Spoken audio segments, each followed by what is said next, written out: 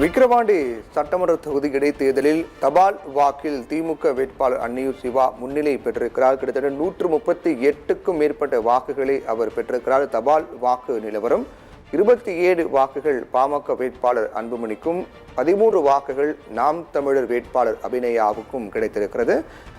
இதன் அடிப்படையில் பார்த்தோம் என்றால் தபால் வாக்குகளில் திமுகவே முன்னிலை வகிக்கிறது. அதிக வாக்குகள் வித்தியாசத்தோடு முன்னிலை வகிக்கிறார்கள். அதற்கு பிறகு அனைவரும் எதிர்பார்த்து காத்துக் கொண்டிருக்கக்கூடிய இந்த மின்னணு வாக்குப்பதிவு இயந்திரத்தில் பதிவான வாக்குகள் எண்ணும் பணியானது தொடங்கியிருக்கிறது. இன்னும் சற்று நேரத்தில் அதனுடைய முன்னிலை என்பது நமக்கு தெரிய வரும். இந்த முன்னிலை, அதாவது தபால் வாக்கில் பெற்ற முன்னிலை என்பது அப்படியே நீடிக்குமா அல்லது ஏதேனும் பரபரப்பு மாற்றங்கள் ஏற்படுமா என்பது நமக்கு தெரிய வரும். விக்கிரவாண்டி சட்டமன்ற தொகுதி இடைத்தேர்தலை பொறுத்தவரையில் 83 விழுக்காடு வாக்குகள் பதிவாகின.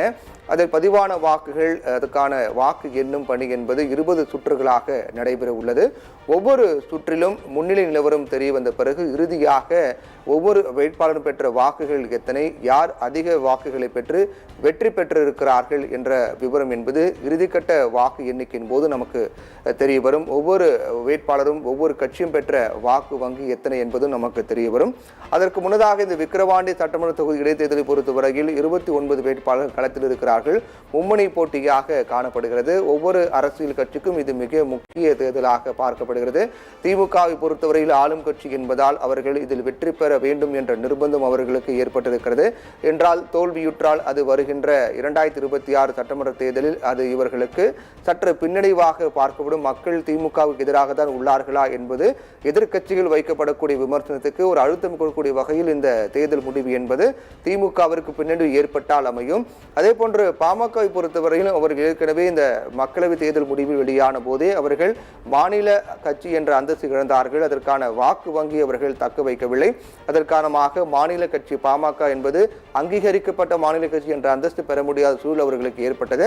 அதற்கு அப்படியே எதிர்மாறாக நாம் தமிழ் கட்சி பொறுத்தவரை முதல் முறையாக 8 விழுக்காட்டுக்கு மேல் வாக்கு வங்கி பெற்று நாடாளுமன்ற தேர்தல் முடிவில் 8 விழுக்காட்டுக்கு மேல் வாக்கு வங்கி பெற்று அவர்கள் மாநில கட்சி என்ற அந்தஸ்து தேர்தல் ஆணையத்தால் அங்கீகாரம் நாம் தமிழ் கட்சிக்கு வழங்கப்பட்டிருக்கிறது. இது அந்த கட்சியினர் மத்தியில் ஒரு உற்சாகத்தை ஏற்படுத்தியிருக்கிறது. அந்த உற்சாகத்துக்கு மேலும் வலுக்கூட்டும் வகையில் நாம் தமிழ் கட்சியினுடைய வாக்கு எண்ணிக்கை என்பது அமையுமா, எத்தனை விழுக்காடு அவர்கள் வாக்கு வங்கி பெறப்போகிறார்கள் என்ற எதிர்பார்ப்பும் எழுந்திருக்கிறது. அது அவர்கள் தக்க வைத்துக் கொள்ள வேண்டும் அல்லது மக்களவை தேர்தலில் பெற்ற அந்த வாக்கு வங்கி விழுக்காடை போலவே இது அதனுடைய தொடர்ச்சியாக இந்த தேர்தல் முடிவிலும் நாம் தமிழ் கட்சிக்கு அமைய வேண்டும் என்ற எதிர்பார்ப்பு அந்த கட்சியினருக்கு இயல்பாக இருக்கின்றது. பாமகவை பொறுத்தவரையில் இந்த முறை அதிக வாக்குகள் பெற வேண்டும்.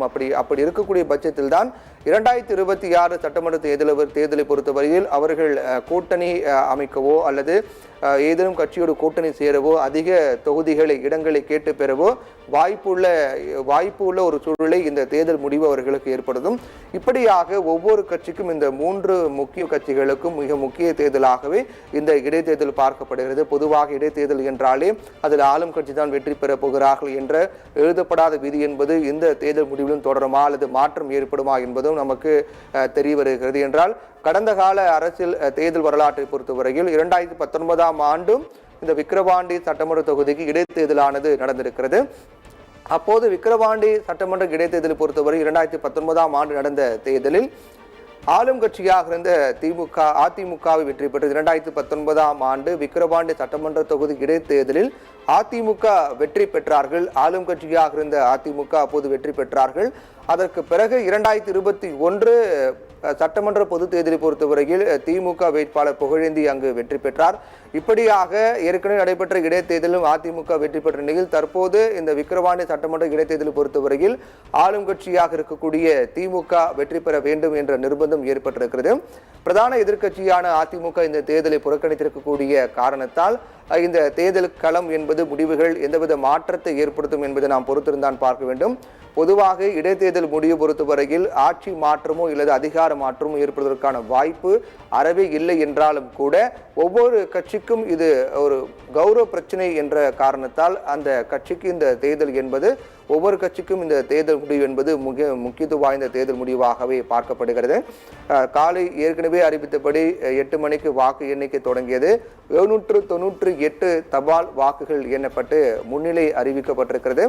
அதில் 138க்கும் மேற்பட்ட வாக்குகள் பெற்று திமுக வேட்பாளர் முன்னிலை வகித்து வருகிறார்.